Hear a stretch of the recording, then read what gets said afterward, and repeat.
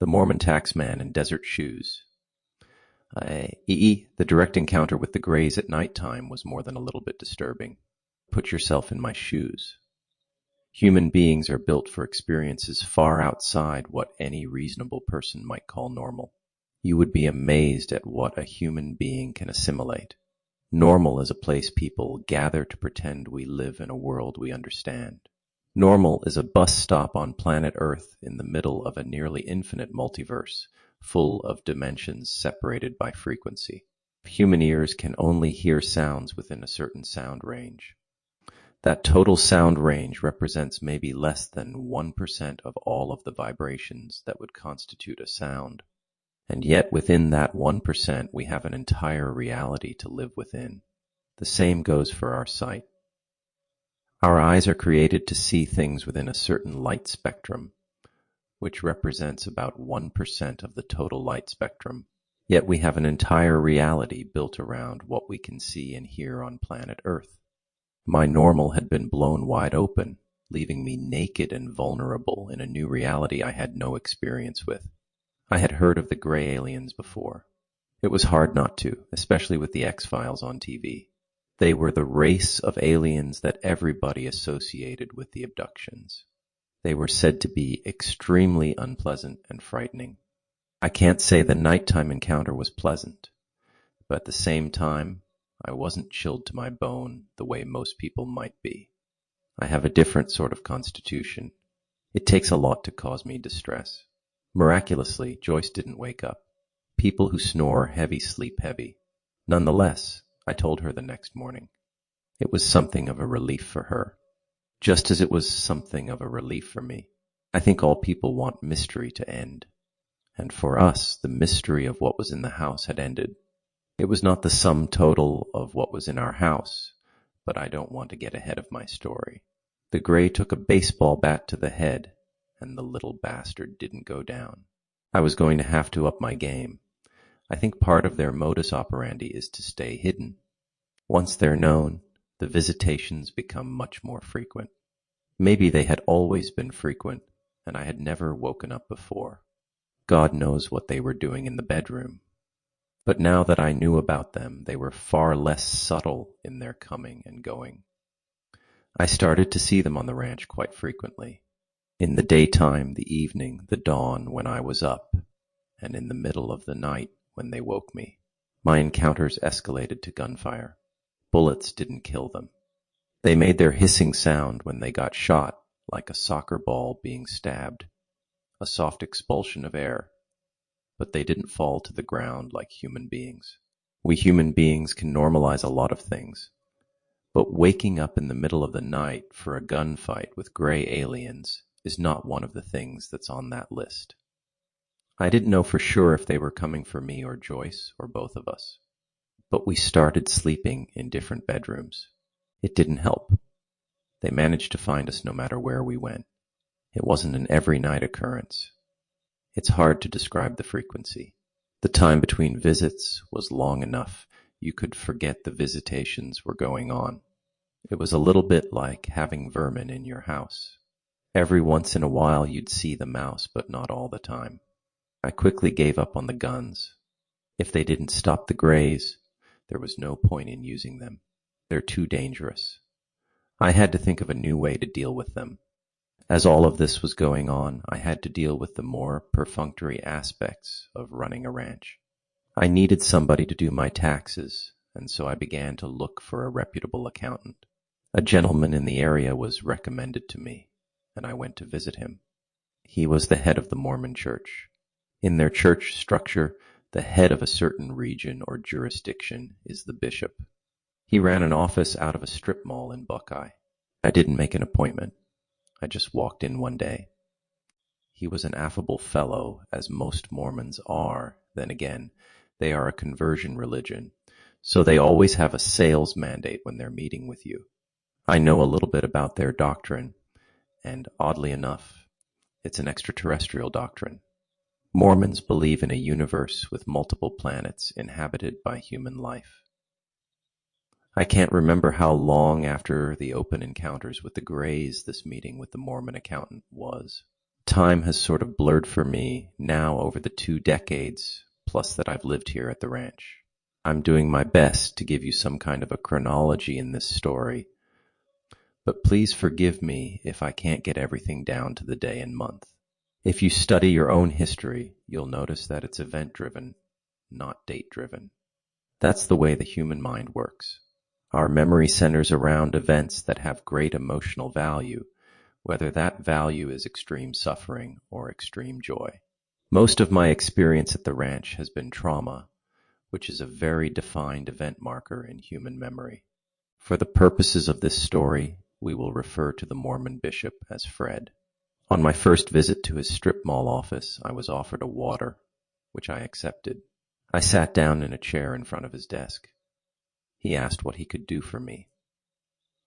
I told him I needed an accountant to manage the taxes for a new business which I had undertaken. He asked about the business. I explained to him it was a ranch, and that I was going to be offering an animal shelter for abandoned dogs and horses, and that I wanted to operate as a non-profit. He seemed quite pleased with the idea. He began to detail some of the problems with non-profits and some of the unique aspects of the accounting, and then he got around to location. When I told him where my ranch was, the blood went out of his face. That place has quite a reputation, he said. I assured him I knew nothing of the reputation before I bought it, and that I felt in a lot of ways I'd been taken advantage of by the realtor. That's why I didn't sell. I gave him my stock answer, the same answer I've given everybody for 2.5 decades. I'm not going to be run off my property by anything. He asked me what was going on at the ranch. I gave him the briefest overview without telling him about the gray aliens. I told him about things disappearing and dropping out of the air on top of my head. I told him about the fridge door opening and food flying out of the fridge, and I told him about pots and pans rattling around in the kitchen. Maybe I should have told him about the gray aliens. I don't know. Put yourself in my position. How many people would you tell? The funny thing about public opinion about something, and the X-Files had given everybody a public opinion, is that you can't get any clean and objective interpretation of phenomenon. I have sometimes thought over the years that the world of fiction is a precursor, a kind of avant-garde for human consciousness and what it's going to be dealing with in reality. The X-Files was a perfect example of this. The problem is, once the idea is out in the open through fiction, anyone who comes across the idea in real life immediately assumes that you're imitating the drama from a television show like The X-Files to garner attention for yourself. It's really quite astounding how simple and primitive the human mind is. So I left the aliens out when I described the ranch to Fred the Mormon accountant. After coming up with a tax strategy and a pricing plan, Fred got back to the ranch. I guess he wanted to do me some kind of a solid. Maybe it was an attempt to get me into the Mormon church. Who can say? But he straight up asked me, "Have you ever thought about an exorcism?" I told him no. I had never thought about getting the ranch exorcised. It was then that I began to regret not talking about the aliens. His mind had set on a spiritual disturbance on the ranch. Everyone in Buckeye knew the history of my ranch. They knew about the brothel, and they knew about the shootout with the white supremacy group, the Sons of Gestapo, and they knew about the teenage boy putting the shotgun in his mouth the day of his high school graduation. It was not hard to understand why the bishop thought the place might be haunted. I had gotten myself into a jackpot there. Fred wasn't going to take no for an answer. We set a date for an exorcism about a month in the future. He said he needed some time to prepare, to confer with his congregation, and to decide which of his congregants were ready and capable of assisting him in the spiritual cleansing of my ranch. I continued some of my daytime activities when Joyce was at work. I tinkered around the ranch, installed new water systems, repaired fences, tended to the animals, went to the feed store, and spent time with the dogs, 2 at a time. I also continued to go out into the desert in the Jeep. I began to enjoy this more and more. There's something quite peaceful about the desert. It's very barren, flat, loaded with scrub brush, and full of different kinds of engaging colors from red and orange to a kind of coffee-colored earth based on the iron content. The rising rock formations, the mountains in the distance, and the way the sky sat on top of the whole desert calmed me somehow. Joyce was not thrilled about the Mormons. She felt ashamed. I could understand where she was coming from. A lot of times when you have really negative activity going on, your knee-jerk reaction is to think that people are going to blame you, somehow think that you're responsible for what's going on around you, that you're what's attracting the evil, and that you're going to be judged as such. I assured her to the best of my ability that the Mormon bishop understood the history of the ranch and made no such designation, and placed no judgment upon us for the negative activity going on at the ranch. In a moment of conversational victory over me, she smugly asked if I told him about the gray aliens. I said I had not. She smiled and made eye contact with me until it was so uncomfortable I had to look away. We both understood. There are some things we were both embarrassed about and would not talk about in public, reinforcing her position about the exorcism. She was worried about Mormons coming into the house. If they had any success in cleaning up the house, would there be an obligation on us to join the Mormon church, which Joyce had no interest in doing whatsoever, and truth be told, neither did I. Anyway, it was decided the Mormon bishop and a couple of his congregants would come over and say some prayers, walk around the house with their holy instruments, and make themselves feel good. If it had any effect on what was going on at the ranch, that would just be an ancillary benefit to Joyce and I. But we both felt a little bit guilty about not talking about the alien presence. The appointed day finally came for the Mormon bishop and his congregants to arrive. I got the phone call that they were 15 minutes out, so I went out and opened up the front gate and then walked back to the house and waited for them. A minivan turned into my long laneway a little while later, and I watched it slowly amble up the laneway. The bishop was in the front passenger seat. The driver was unknown to me. The side door slid open, revealing one other person in the minivan for a total of 3. They wore white shirts and dark slacks with patent leather shoes, and they were all clean cut and looked like Mormons. I opened the front door as they walked up. I greeted them all.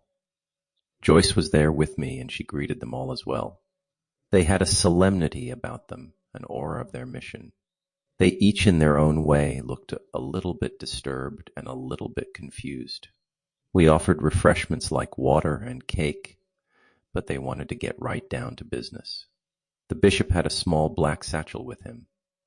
He went over to a side table, placed it down, and opened it up. He handed a string of beads to each of them, and he placed a string of beads around his own neck. He pulled out a Bible and then closed the satchel. They turned to face one another and leaned their heads in like a football huddle. I couldn't hear what was being said. The bishop spoke in a low voice. The acolytes were younger than him. I would place them in their late 20s or early 30s. I imagined they were being groomed to become Mormon exorcists themselves. My ranch was a testing ground for them. When they broke their huddle, the bishop turned and looked at Joyce and I. He made deliberate eye contact with each of us and held it for several seconds. He bowed his head and then turned to begin. The bishop led the way, holding the Bible in front of him, his 2 acolytes walking behind him, the 3 of them forming a kind of triangle, the way geese fly south in the winter. They were all reciting prayers, their lips moving and soft humming whispers coming out of them. They intermittently closed and opened their eyes, as if they were trying to maintain a connection to their inner selves and the outer reality they had to negotiate. Joyce and I stood off to the side and watched them. It didn't take long for the house to have a reaction. I don't know how to describe the sound we heard. From an engineering point of view, it was coming from the water pipes. It sounded like something was trying to create a voice out of the pipes. It sounded like a moan, a grumble, a lamentation. There's no physical way that water pipes could have made that sound. The bishop and his acolytes did not change their behavior one bit. They continued to walk through the house slowly and deliberately, reciting their prayers. The sound grew louder. It moved around the house. They entered each room they passed, standing inside the room for a brief time reciting prayers. When they came to the master bedroom, one of the acolytes became extremely distressed. The bishop broke his concentration to address the young man. Joyce and I could not hear what was said, but presumed it was some form of confidence boosting, some form of feet to the fire, strength to the task, faith in the Lord approach to the situation. And then, just like that, the situation turned. The hunter suddenly became the hunted. The acolytes and the bishop had looks of extreme distress on their faces. The acolyte who first showed weakness bent over and vomited. He started to turn a kind of green. It was like he got botulism in 30 seconds. The bishop was consumed with tending to him and gave up the task of reciting his prayers. There was a banging in the walls. The whole house had a malevolent feel. Joyce and I stood in the center of the living room, sort of bemused by the whole situation. As the Mormon exorcism team began to fall apart, the sound grew louder and moved through the house. The bishop gave a signal to his two acolytes for everybody to leave the house. They made a hasty retreat out the side door. Whatever they stirred up followed them outside, and the one who got sick continued to vomit. With a slight respite from the upheavals of his stomach, he ran to the minivan and locked himself inside. The bishop and his one remaining support person tried to continue on with the prayers, as the sound went down the well and echoed from the bottom like a growling and snarling demonic beast. That was about the limit of the bishop's tolerance. He grabbed his one remaining acolyte, hightailed it to the car, got in, pulled out quickly, and drove away. Joyce and I stood outside for a couple minutes, speechless and dumbfounded. Then I looked at her and said, "You think that was aliens?" She turned and looked me in the eyes and just shook her head. No. The one thing that the Mormon visit did point out was that there was more going on at the ranch than just aliens. It seems as though I was living in some kind of lower fourth dimension bus station, replete with disembodied spirits, perhaps some demonic presence, and whatever else we had not yet encountered. The one thing I firmly understood after the encounter with the Mormons was that the ranch was a unique place on the planet.